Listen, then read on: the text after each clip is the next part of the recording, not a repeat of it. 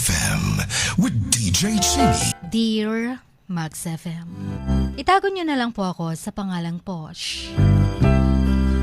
Ako po yung sumulat dati sa buhay pag-ibig ko na naging letter sender din. Sa ibang stasyon pa kayo. Ngayon po'y sumulat ako dahil bigo na naman ako sa buhay pag-ibig ko. Akala ko kasi, siya na. Akala ko siya na yung happiness ko. Siya na yung forever ko. Hindi pa pala. Isa po akong bisexual. Nakilala ko ang isang taong nagpatibok ng puso ko. Isa ding bisexual na katulad ko. Itago natin siya sa pangalang Bon.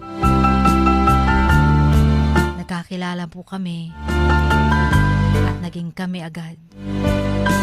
Minahal po namin ang isa't isa. Naipakilala ko na siya sa mga kaibigan ko, sa mga kamag-anak ko, sa pamilya ko. Ganon din naman ako sa kanila. Hanggang sa nagsama na po kami sa iisang bubong. Sa loob ng 2 years, tumira po siya sa amin. Kaya mas lalo naming minahal ang isa't isa. Never kaming nagkaproblema. Or siguro may mga konting tampuhan lang. Pero nasusolusyonan din naman. Hanggang sa lumipat na kami ng pamilya ko sa isang malayong lugar dito sa Jensen. Kaya ayun, nakapag-decide po kaming bumukod na lang muna. Kasi may work na siya noon. Mahirap sa transportation. Kaya umuwi na lang siya sa kanila. Naging masaya naman kami sa isa't isa. Kasi open na kami sa lahat. Yung tipong wala nang kailangang itago pa. Kahit yung mga kaibigan namin, iisa na lang din. Hanggang umabot sa point na nag 3 years na kami. Mahigit. Biglang nagbago ang lahat. Nagbago yon nung may nakachat siya sa Facebook. Isa din pong bisexual. Nabasa ko ang lahat ng conversations nila. Ang sakit-sakit talaga sa akin. Pero alam ko wala namang nangyari sa kanila. Gusto ko sana makipaghiwalay sa kanya. Kaso ayaw naman niya. Bigyan ko pa daw siya ng isa pang pagkakataon. So ako naman, binigyan ko pa ng second chance. Kasi alam ko sa sarili kong mahal na mahal ko pa siya. Iniisip ko na lang na pagsubok lang sa amin to. Kasi sabi ko baka sinusubok lang kami. Kung kaya ba naming i-handle ang mga problema sa aming relasyon. Iniisip ko na lang na wala din namang nangyari sa kanila. Kaya okay lang. Pinalawak ko ang isipan ko. Naging broad-minded ako sa kanya. Para maging okay kami. Kaso, minsan, kapag nawala na minsan ang tiwala mo, ang hirap ng ibalik. Kahit gusto mo pang ibalik, pero palagi na kayong nag-aaway dahil minsan nang namansahan ang tiwala. At hindi niya ako naiintindihan. Pag nagagalit ako, galit din po siya. Dapat nga hindi, dahil siya naman ang sumira ng tiwala ko po. Ang kinakasama pa ng isip ko pumasok siya sa isang grupo ng mga LGBT. Yung tinatawag din nilang clan. Sabi ko, ba't naman siya pumasok pa dun? Alam naman niyang marami siyang makikilalang bago at pwede siyang matukso ulit. Dapat nga nag-e-effort muna siya na maibalik yung tiwala ko sa kanya. Kaso hindi ko maramdaman. Mas pinalala pa niya. Dahil pumasok siya sa isang grupo na palagi silang gumagala. Nagiinuman. At pag nag-aaway kami, kasamang mabago niyang kilala, ako halos ang nagsasorry, nagmamakaawa. Ako naman, nasa bahay lang lagi. Hindi naman niya sinasama. Hanggang sa umabot sa point na naghiwalay nga kami. Dahil ang tigas-tigas ng ulo niya. Naghiwalay kami Yung magfo 4 years na sana kami. Pero pinaglaban ko po siya sa loob ng ilang araw. Dahil ayoko ding mawala siya sa buhay ko. Pumunta ako sa pinagtrabahuan niya. Kaso hindi siya naka-duty. Umabsent daw. Kaya pumunta ako sa bahay nila. Kaso hindi daw siya umuwi doon. Kaya ang sakit-sakit na isipin kung nasan ba siya. Dahil chinat ko siya kaso di niya ako nire-replyan. Nagmamakaawa ako kung pwedeng kausapin niya ako. Halos maiyak-iyak na ako sa sakit na nararamdaman ko. Pero hinayaan niya lang ako. Kahit hinintay ko siya, binaliwala niya lang ako. Ang lahat nang nagawa kong mabuti sa kanya. Ang sakit-sakit lang dahil minahal ko naman siya ng buong buo. Hindi nga ako naghanap ng iba dahil siya lang ang mahal ko. At marunong naman ako makontento kung anong meron sa akin. Pero iniwan niya pa rin ako nang walang pasabi.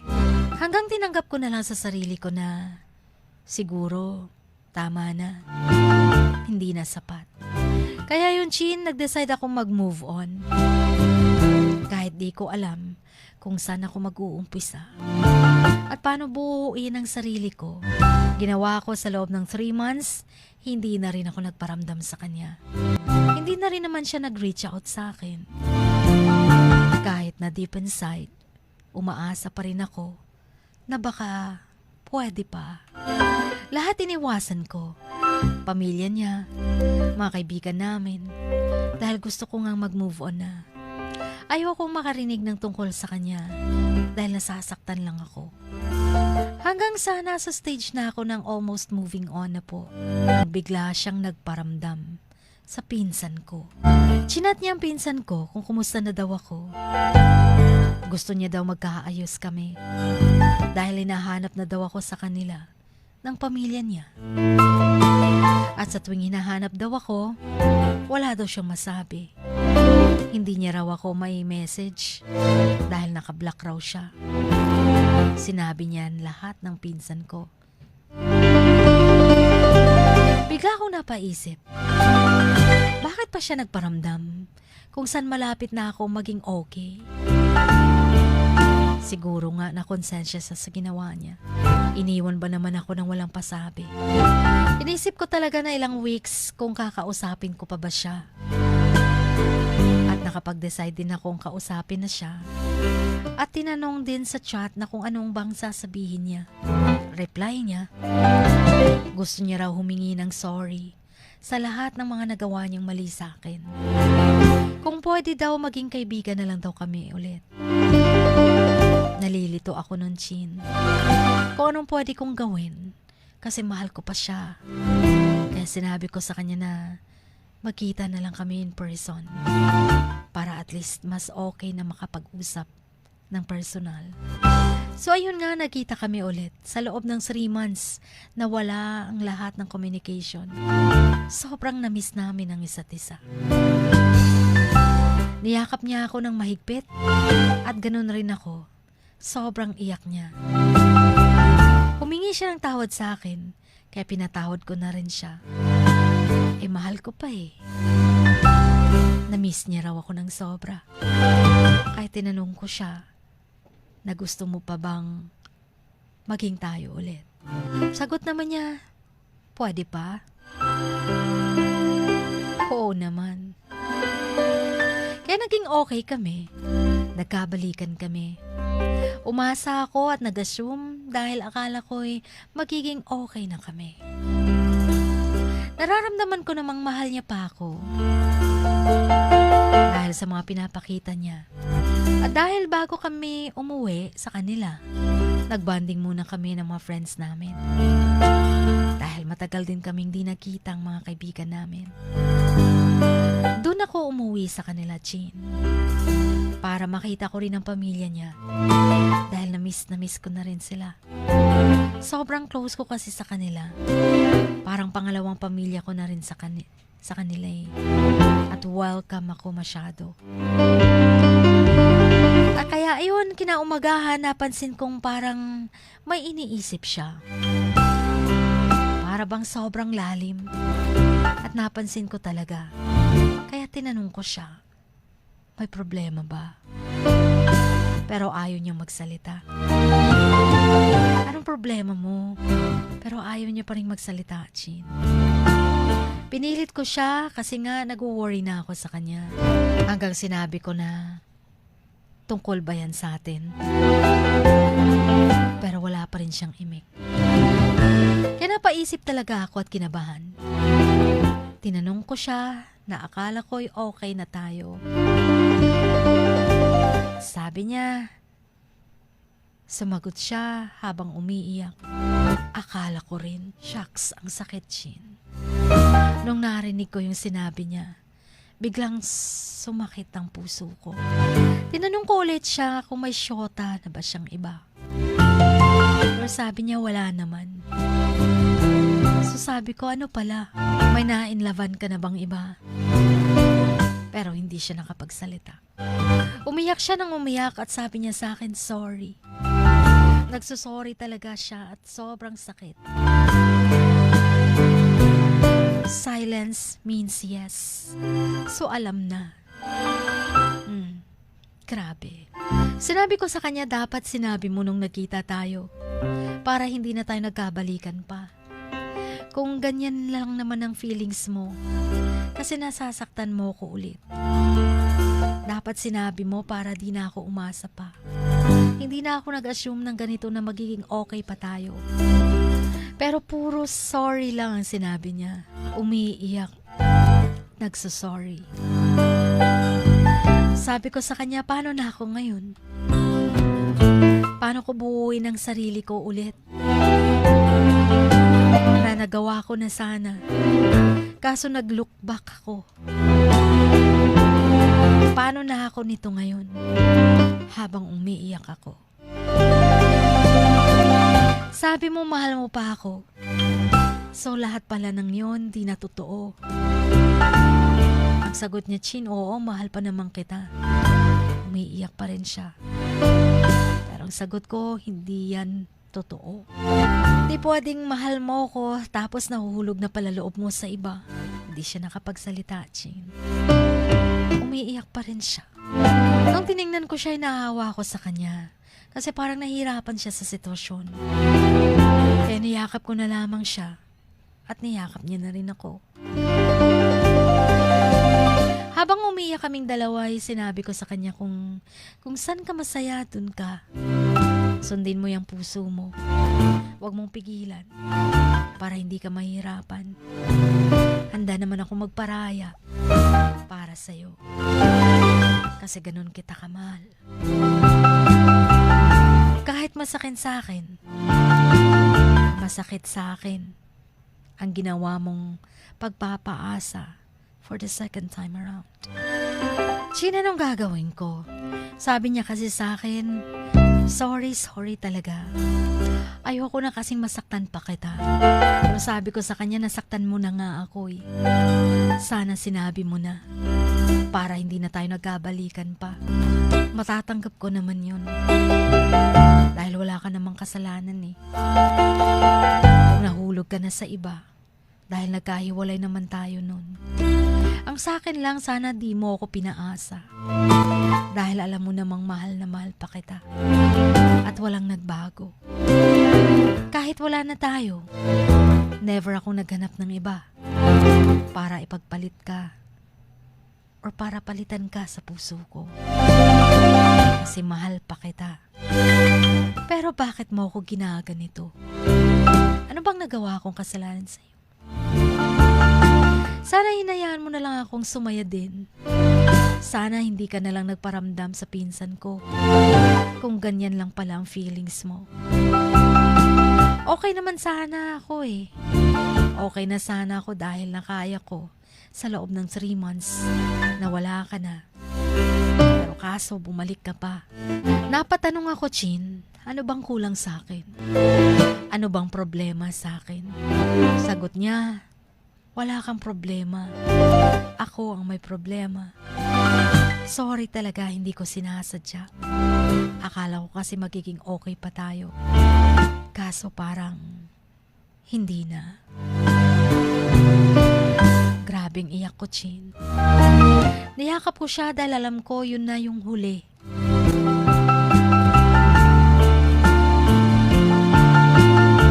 Sabi ko pa, pag-iiwan ka ng bago mo, balikan mo ko ha. Shucks, ang sakit ulit. Hindi ko alam ba't ko nasabi yun. Hindi naman ako ganun dati. Sabi niya ayaw na kitang masaktan. Kaya sana'y mapatawad mo ko. Hanggang sa naghiwalay na kami. Umiyak ako sa harap ng kapatid at mama niya. Sinabi ko sa kanila na magpapaalam na ako. At di ko alam kung kailan ako babalik dito. Sabi nila, gala ka lang dito ha. Paminsan-minsan. Welcome ka naman dito sa amin. At parang naiiyak rin sila, Chin. Umiiyak ako habang umuwi sa amin. At tinatanong ang sarili ko kung bakit palagi na lang ako ganito. Ba't palagi na lang ako nasasaktan? Hindi naman ako nananakit ng tao eh. Kaya sa lahat ng mga nakarelasyon ko, alam ko sineryoso ko naman sila. Hindi naman ako nagloko. Naging faithful naman ako. Pero ba't ito ang binibigay na kapalit sa akin? Chin, paano ba mag-uumpisa ulit? Paano ko ba buuin ang sarili ko ulit ang pangalawang pagkakataon? Na sobra akong nasaktan. Hindi ko na alam kung paano. Tama bang ginawa ko ng nakipag-ayos sa kanya? Or dapat tinuloy ko na lang yung 3 months na pag-move on? Sobrang nangihinayang talaga ako. Pinagsikapan ko kasi yun eh. Ang hirap lang talaga. Nasasaktan ako ng sobra ngayon. At ngayon lang talaga ganito kasakit. Di ko na alam anong gagawin ko. Hirap ng kalooban ko. Palagi na lang akong umiiyak. May mali ba sa akin? Alam kong makasalanan akong tao. Pero dapat di naman paparusahan ng ganito. Dahil never naman akong nakasakit ng tao. Lahat ng mga nakasintahan ko'y minahal ko. Hindi lang talaga nag-workout dati. Sana'y matulungan niyo ko. Dahil wala akong mapagsasabihan ng problema ko. Even mga friends namin, iniiwasan ko na sila ulit. Hindi ko na alam ang gagawin ko.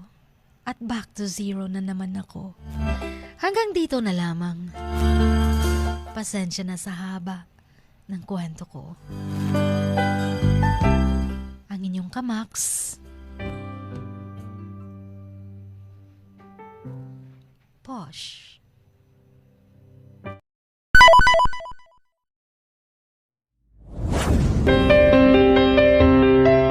Sing like no one is listening. Love like you've never been hurt. Dance like nobody is watching. And live like it is heaven on earth. Dear Max FM.